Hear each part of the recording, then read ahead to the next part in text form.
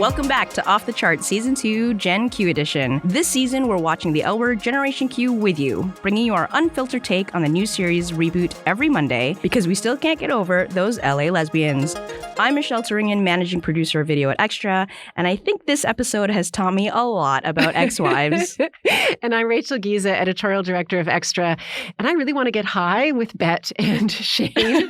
And I am filling in this week for Erica Lenti, who I think has gone to LA to babysit Angie. Yeah, that must be it for sure. That's where Erica's gone. I love this whole intergenerational universe. Very seldom do we get to see in a show like characters develop over this much time, and like to see queer life from like a millennial standpoint and from like a Gen X standpoint and from like just all of these perspectives. I love what they're doing with like the original characters. Yeah, me too. And there was a moment like when they're all in the bar at Shane's birthday and everyone seems to decide that that's going to be the night where they all get kind of super drunk. Sophie's talking to Finley and I think Dani at that point and says like all of our bosses are here, right? Which I think is really, really interesting. And I think that's something that the show I think does really, really well, is we sort of capture perspectives on queer life, you know, from being in your 20s up to being in your 50s, which I think is really interesting. Rachel. Yes. What was your big theme for episode 4? I think the theme in episode 4, and we are halfway through the season. Yep. The theme to me was, can you get what you want? And is what you want the same thing as what you actually need? So there were lots of people actually getting asked what it is that they want. So Felicity asked Bette, what do you want? Micah asked Jose, what do you want? You know, Shane doesn't want kids and made that clear. And because she doesn't want kids, that means that she can't be with the woman she wants, Quiara, who has just filed for divorce. Nat wants a threesome with Alice and Gigi. And there just is a whole lot of tension in this episode about pursuing what you desire and then figuring out what that desire might cost you in the end. I love that this episode felt packed with a lot of information. It was like overwhelming almost. So yeah, there was a lot going on. There's a lot to talk about.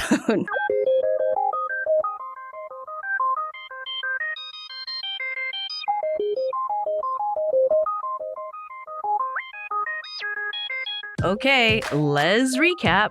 Rachel, why don't you tell us what's happening with Dani and Sophie? Dani and Sophie. So their relationship continues to be somewhat perplexing. You know, I like them both as individual characters, but it just seems pretty rocky and bumpy between the two of them. Dani's being very distant and finally reveals it's because she's worried that Sophie might leave her, because when they first got together, we find out that Sophie was dating somebody else. Sophie ends up giving Dani the grandmother's ring that her mother had given her in a previous episode as a way to say, yes, I love you and I want to be with you. So that's what's happening within their relationship. Meanwhile, at work, Dani is managing Bette's affair. Bette and Felicity have mistakenly swapped phones. Dani offers to sort it out. She tells Felicity, like, you need to get out of this relationship with Bette because it's destroying Bette's chances to become mayor. Then Dani actually stands up to Bette and says, I gave up everything to work on your campaign, right, and you are going to blow it if you continue to have this affair. And then we finally find out after, you know, Dani challenges Bette why Bette Porter is actually running for mayor. We get the personal reason. And it is that Kit has died from a heroin overdose, and this is the passion that is driving Bette to run for mayor. And, you know, I talked in the previous incarnation of the podcast about fan service, and this felt very hard to sort of throw Pam Grier and Kit under the bus, right, with this reveal. I guess maybe it makes sense in terms of it being a timely issue, in terms of delving into the fact that Kit did struggle with addiction in part of her life, but it was very heartbreaking to learn of Kit's fate. And then later on, we see there's a birthday party for Shane. Shane turns 40 in this episode, and Dani confronts Bette again and says, you know, you need to break up with Felicity or else you're going to destroy your campaign. And Bette promises that she will. But of course, she's like, we don't know what's going to happen there. She's not going to do that. No, we don't know. We don't know. So what do you make of Dani and Sophie's relationship? Like, is it just me finding that they don't have a ton of chemistry? Well, yeah, I think that's the most obvious problem, is that we're already halfway through this season, 4 episodes in, and I still don't buy them as this like madly in love couple. They have terrible chemistry with each other. But also, it seems to me that like Dani might actually, like she has obviously this admiration for Bette. As she mentions to Bette, like she's sacrificed her career, her relationship with her father, with her fiance, all to help Bette become mayor. But like, what is it about Bette that moves you so much? Are you inspired by her ambition, or are you attracted to her? And there are moments in each episode where it's like, I don't know what the writers are doing. Are they going to lead it down this path where it's still just like a professional admiration? Or is it going to go down that other path that I really hope they don't go down? Because to me, it seems really predictable for Dani to like fall for Bette. And I really, really hope that that doesn't happen. Yeah. And I think that, I think part of it is that we still don't know. We know a little bit more about Dani's backstory, but not a ton. And we don't know a lot about Sophie. And right. I want to understand them a bit more. And if I knew a bit more of who they were as people, then maybe I'd understand the chemistry between them. It'll be interesting to see how those two develop. Okay. What about Sarah Finley? What about Finley? So Rebecca invites Finley to have dinner with a few of her friends who just happen to be religious. Finley, of course, makes an awkward joke about it, and Rebecca worries if Finley will be able to get over the fact that she is a priest because she is starting to have real feelings for Finley. Later that morning, when Finley goes over to Sophie's, she tries to explain her feelings. Swirly right here in this area. That's love, bro. Later that night at Shane's birthday party, Finley admits to drinking an entire flask before arriving at the bar and is now overindulging in all of the free liquor there. With Sophie's encouragement, Finley leaves the party to tell Rebecca how she feels about her. And in this drunken state, Finley tells Rebecca that she doesn't really consider her to be a priest, so she can move past it. And also, she's in love with her. So that's a lot of information for Rebecca to take, obviously. And she's incredibly hurt by this comment that is like followed immediately by this very like heartwarming statement. So she doesn't really know what to do with that and tells Finley to leave immediately. Now, it's really interesting to have this show dig into Finley's past in this way and her issues around addiction. What do we think about where Finley's storyline is going so far? First of all, I was not that into Finley at the beginning. And I feel like I just need to listen to you, Shell, because I feel like you always have a lot of empathy for these quirky characters like Jenny and like Finley. And I think that there has actually been a really interesting build from Finley as this kind of somewhat goofy character who's just a bit awkward. There's always a bit of a bull in a china shop quality to Finley. Right. To seeing her truly struggle with needing to drink to get through an evening, to get through her social anxiety, her fears, and whatever her relationship with Rebecca has stirred up in her about her own past and her own past relationship to the church. So that's what's going on with Finley. I'll talk a little bit about what's going on with Micah. So he doesn't really appear in the episode until Shane's birthday party, which is well halfway through the episode. But he's there at the bar enjoying drinks with Hassan, his previous Tinder hookup date.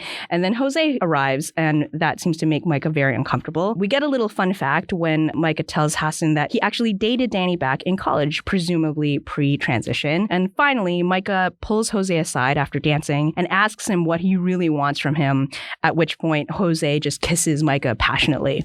Now, are we worried that they are still going to make Micah's character into like a sad boy who's just sad about his situation? Like, we don't really know a whole lot about him. What do we think of Micah so far in this series? Yeah, again, Micah still feels like unknown to me.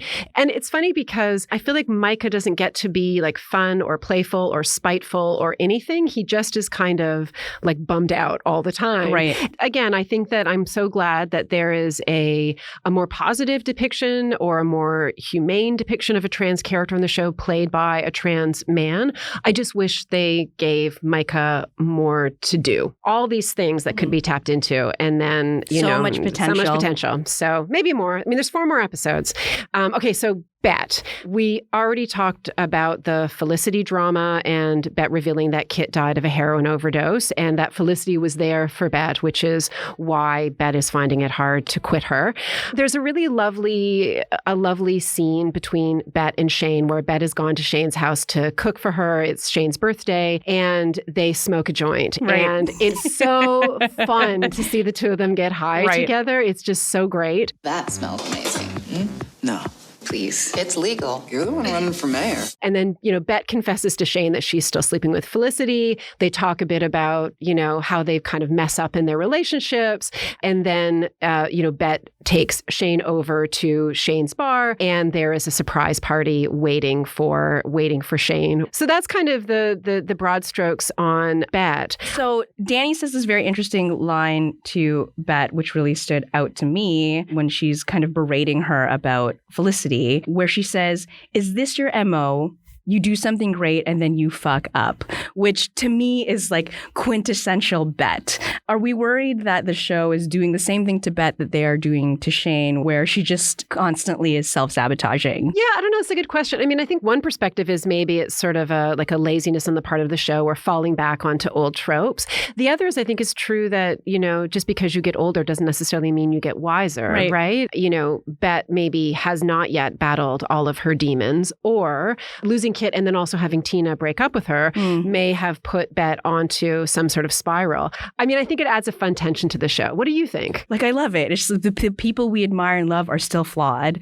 So I love that this is Bette's flaw. Well, and I love too that, Bette's flaw is also like she kind of can't keep it in her pants. Right. And I think it's not just any kind of self-sabotage. It's very specific. Yeah. Her attraction to women is what gets her into trouble.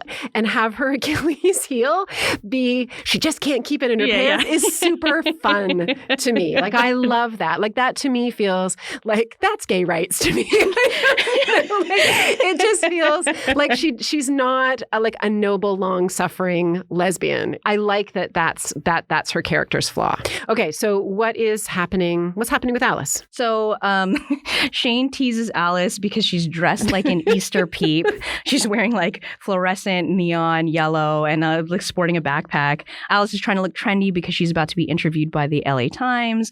She's doing a photo shoot in her office, and Nat and the kids are there as well to be photographed for the article. Gigi shows up with some clothes for the kids, and the reporter actually mistakes Gigi for Nat, likely because they have better chemistry. The reporter then asks Nat how her and Alice maintain a healthy work-life balance, and Nat bluntly admits that it's actually really hard, which seems to upset Alice a little bit. Later that day, Alice and Sophie are brainstorming interview questions for their next guest, Jeff Milner, who's Bette's mayoral opponent. And Drew Wilson interrupts them with a whole bunch of fluffy bullshit questions that Alice is adamant about not asking. She reluctantly agrees, but then when Alice finds this golden opportunity during the interview, she actually proceeds to grill Jeff about feminism, which really upsets Drew, but the LA Times reporter thinks is amazing. Later, at Shane's birthday party, Alice and Nat are making out at the bar, but Nat is actually looking at Gigi from across the dance floor, which Alice noticed. Nat confesses that she wants to be with Alice and Gigi. I want you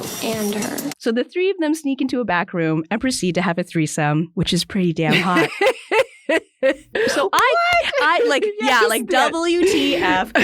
I called this last week in episode 3. We knew this was going to happen. I called it as a joke, and then they actually did it. So threesome, throuple, what are our thoughts about this?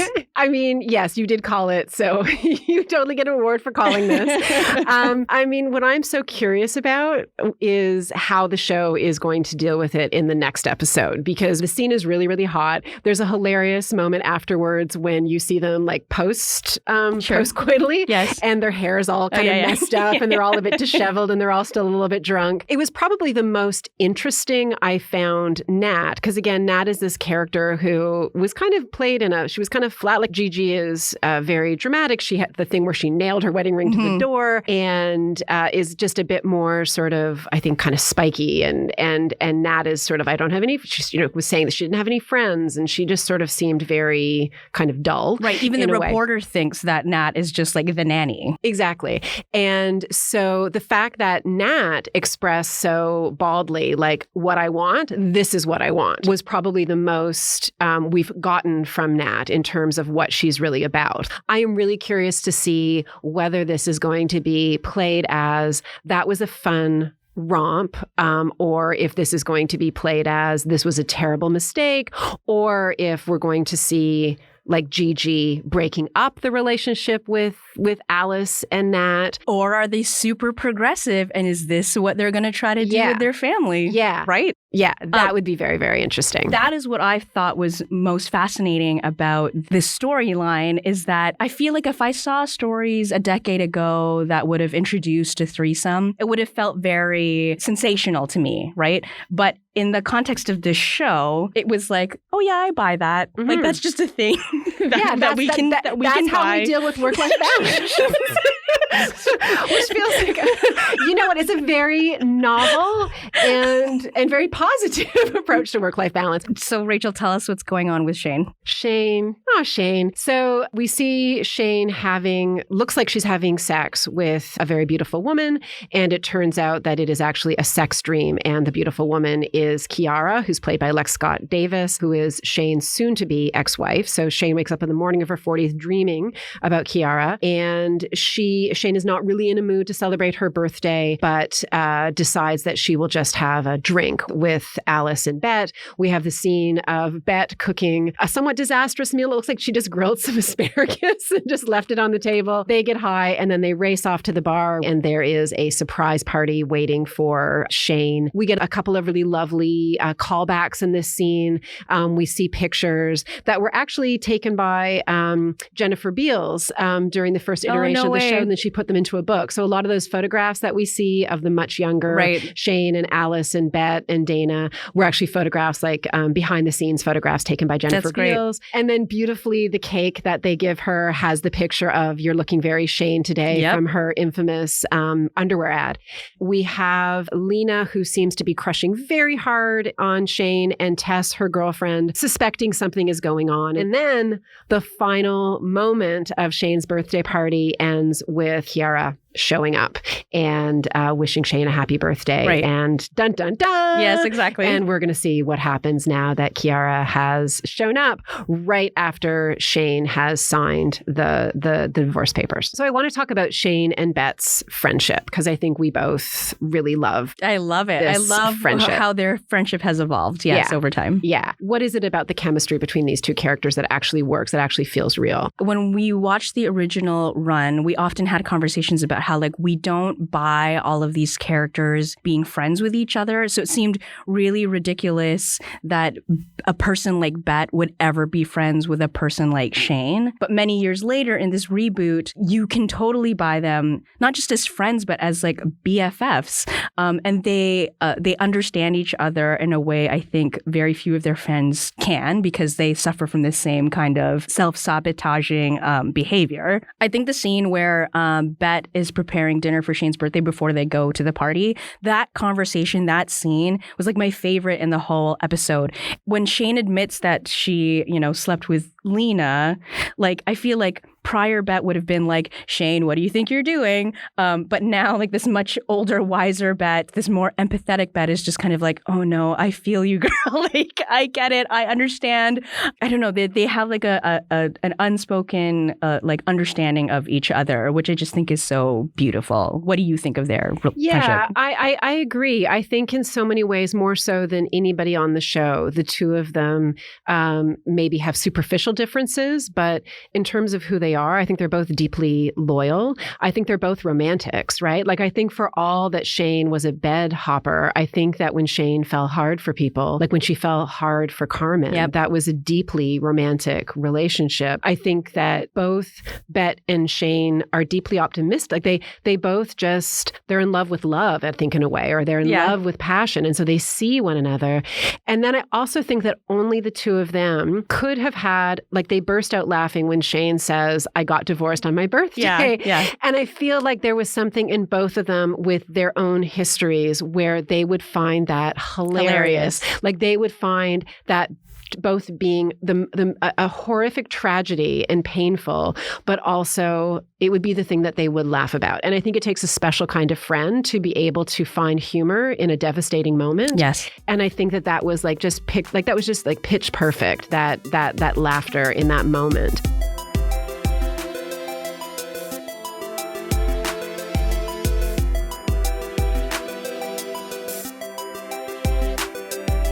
Okay, it's time for our superlatives round. Each week, we'll crown our favorite moments from the episode. It's like reading through your high school yearbook all over again, but maybe just a little queer.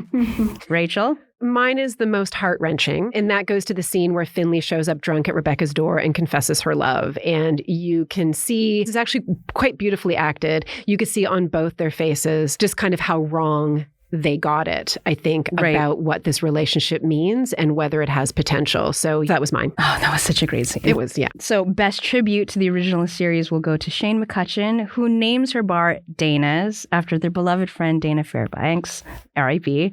Honorable mention for best music drop goes to Suarez Religion, You Can Lay Your Hands on Me, which plays at Shane's surprise birthday party. That song is a bop, RG. Oh, bop! You said it. Okay. So what was it? It was a bop, a jam. A banger. A banger. But this was a bop. Yes, this was a bop for sure. Awesome.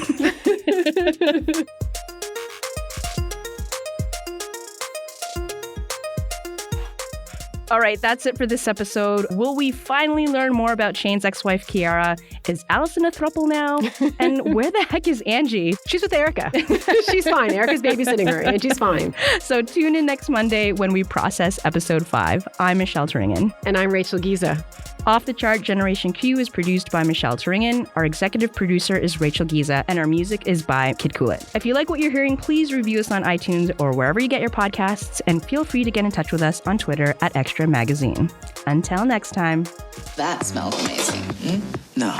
Please. It's legal. You're the one running for mayor.